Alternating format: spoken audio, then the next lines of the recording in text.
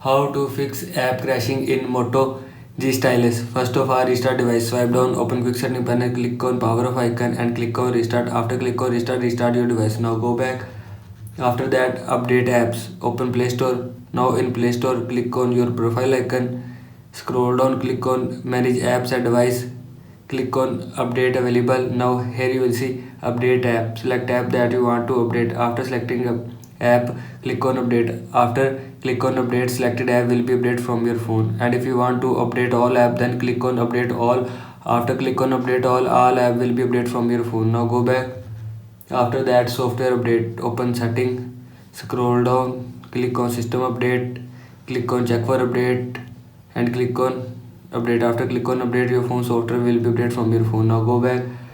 After that, reset all setting. Open setting, scroll down, click on system, scroll down, click on reset option, click on reset device settings and again click on reset device setting. All setting will be reset from your phone. This is how you can fix apps crashing in Moto G Stylus. I hope so you like this video and thanks for watching this video.